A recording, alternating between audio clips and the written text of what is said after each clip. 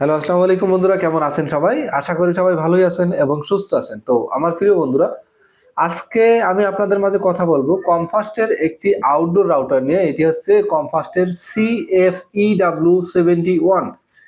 এটি হচ্ছে হাই রেঞ্জের একটি আউটডোর রাউটার। বলতে গেলে আপনি যদি সিপিই 220-এর 4টা ডিভাইস দিয়ে যেই রেঞ্জ পাবেন, আপনি কিন্তু এই কমফাস্টের CFEW71 একটি রাউটার দিয়ে সেম রেঞ্জ পাবেন। তো এটা কিভাবে সম্ভব, আমি কেন বললাম সেটি আপনাদেরকে বলবো। তার আগে আপনাদের স্মরণ আছে কিনা যে আমাদের ডিসেম্বর মাস জুড়ে কিন্তু একটি অফার চলতেছে। আমাদের ভিডিও শেয়ার করে স্ক্রিনশট নিয়ে সেই স্ক্রিনশটটি ফেসবুক পেজের কমেন্ট বক্সে আপলোড করে দিয়ে জিতে নিতে পারেন কিন্তু একটি মাইক্রোটেকের রাউটার বোর্ড।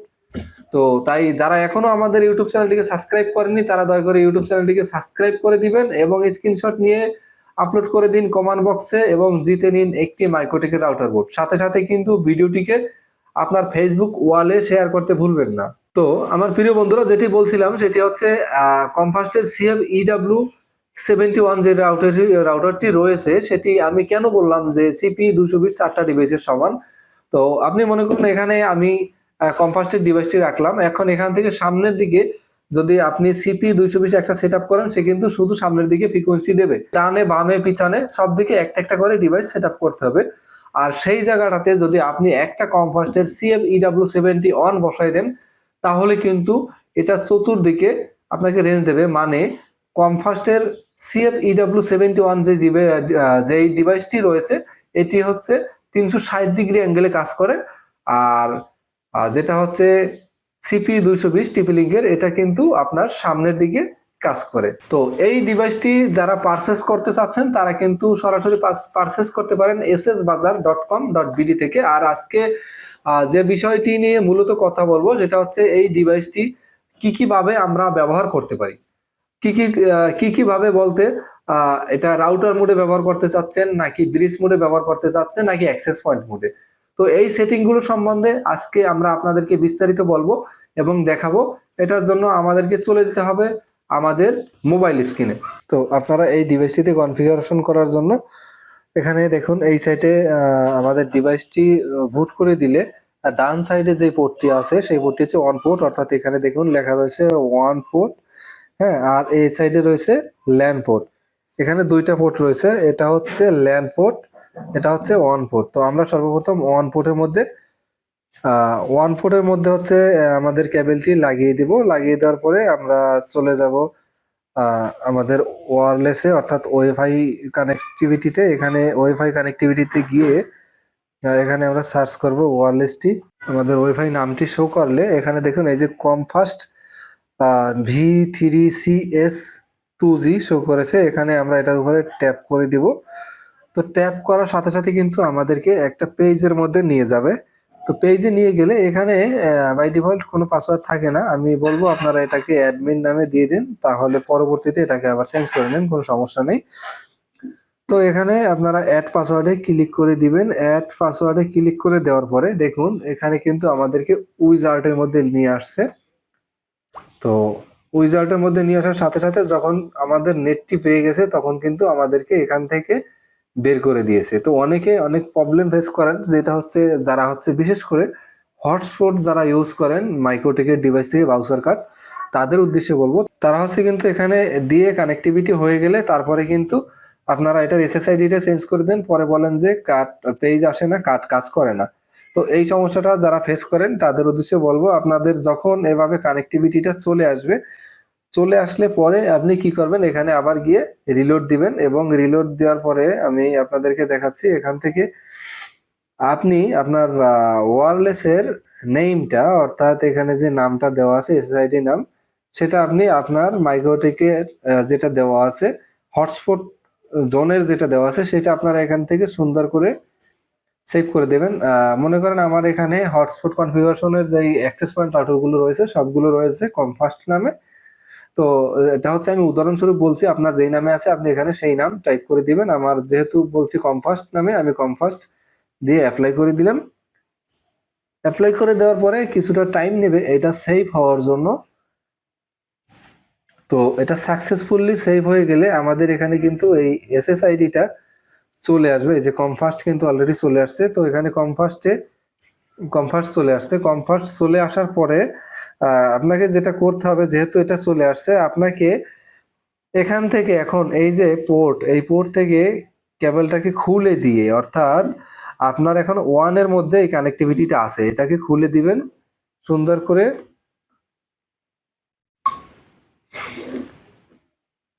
এটাকে আমি এখন খুলবো। তো খুলে দিলাম। খুলে দেওয়ার পরে আবার যেটা আপনাকে করতে হবে, অপোজিট সাইডে এই যে পোর্টটা রয়েছে, যেটা হচ্ছে ল্যান পোর্ট নামে আমি আপনাদেরকে বলছিলাম, সেই ল্যান পোর্টের মধ্যে কিন্তু এটাকে লাগিয়ে দিতে হবে। তো এটা লাগিয়ে দিলাম। তো লাগিয়ে দেওয়ার পরে আপনি আবার এখানে খেয়াল করবেন, যেটা হচ্ছে আপনার এখানে ওয়্যারলেস এসএসআইডিটা আসছে কিনা। তো একটু আপনাকে এখানে সার্চ করতে হবে। তো সার্চ করার পরে এখানে যখন দেখবেন যে আপনার এসএসআইডিটা চলে আসছে, তখন এখানে আপনি কানেকশন দিবেন। যতক্ষণে আবার আরেকটা জিনিস আপনারা খেয়াল করবেন, এখানে এই যে লাইটটা, ওয়্যারলেসের যে লাইটটা, সেই লাইটটা না জ্বলা পর্যন্ত কিন্তু আপনার এখানে ওয়্যারলেস ফ্রিকোয়েন্সিটা বের হবে না। হ্যাঁ, তো এখানে টোটাল 4টা লাইট ইন্ডিকেটর রয়েছে। এটা হচ্ছে ওয়্যারলেসের, এটা হচ্ছে আপনার অ্যাক্সেস পয়েন্ট, আর একটা হচ্ছে ওয়ান। হ্যাঁ, তো এখন আমাদের কিন্তু অ্যাক্সেস পয়েন্ট আছে, এটা অ্যাক্সেস পয়েন্ট এবং এটা হচ্ছে রাউটার। তো আশা করি এখান থেকে বুঝতে পারছেন। এখন আপনাকে যেটা করতে হবে, আমি আশা করি আমার এসএসআইডিটা এখানে এখন চলে আসছে। তো আমি এখানে রিলোড দিই, এই যে কমফাস্ট চলে আসছে। আসার পরে আপনি কমফাস্টের উপরে প্রেস করবেন। প্রেস করলে আশা করি কানেকশন হয়ে যাবে। তো কানেকশন হয়ে গেলে আপনার একটা লক্ষণীয় বিষয় আছে এখানে, যেটা হচ্ছে এখানে এই যে দেখুন, এই আইপিটা দেখুন, 130.168.0.1। এটা কিন্তু আমার মাদার রাউটারের আইপি। ঠিক আছে, তো এটা হচ্ছে মাদার রাউটারের আইপি। আপনার যদি এখানে আমি আবারও একটু ক্যামেরায় চলে যাই।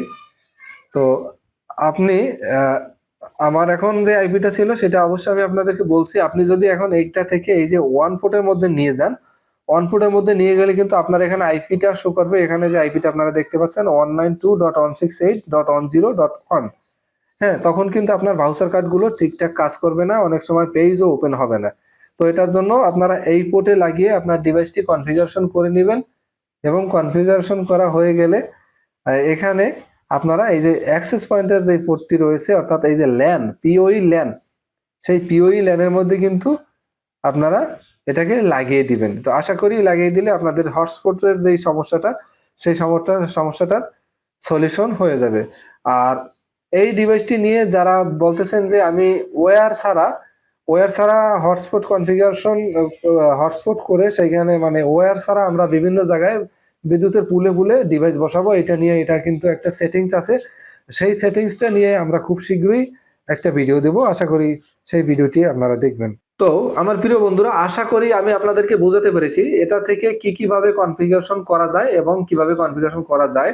তো যদি আপনাদের কোনোভাবে কোনো জায়গায় বোঝাতে আমি ব্যর্থ হয়ে থাকি, সেক্ষেত্রে অবশ্যই আপনারা কমেন্ট করবেন। আমি চেষ্টা করবো ইনশাল্লাহ আপনাদেরকে সেই সকল সমস্যার সমাধান দেওয়ার জন্য। আর যাদের এই ডিভাইসটির দরকার, তারা সরাসরি ভিজিট করতে পারেন ssbazaar.com.bd তে।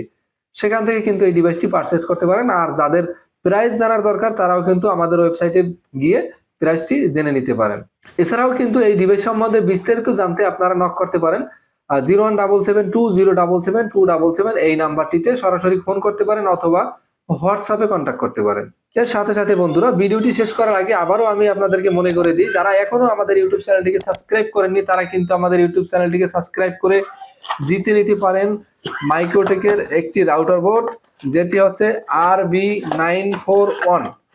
এই ডিভাইসটি কিন্তু আপনাদের মাঝে, আমাদের যত নতুন সাবস্ক্রাইবার আসবে কিংবা পুরান সাবস্ক্রাইবার, তারা স্ক্রিনশট নিয়ে আমাদের ফেসবুক পেজের কমেন্ট বক্সে স্ক্রিনশটটি আপলোড করে দিয়ে নিয়ে নিতে পারেন এই মাইক্রোটেকের রাউটার বোর্ডটি। তাই আর দেরি না করে ইউটিউব চ্যানেলটিকে সাবস্ক্রাইব করে দিন, স্ক্রিনশট নিন, কমেন্ট বক্সে আপলোড করে দিন এবং ভিডিওটিকে শেয়ার করে দিন আপনার ফেসবুক ওয়ালে। তো সবাই ভালো থাকবেন, সুস্থ থাকবেন। দেখা হচ্ছে পরবর্তীতে অন্য কোনো ভিডিও নিয়ে। আসসালামু আলাইকুম।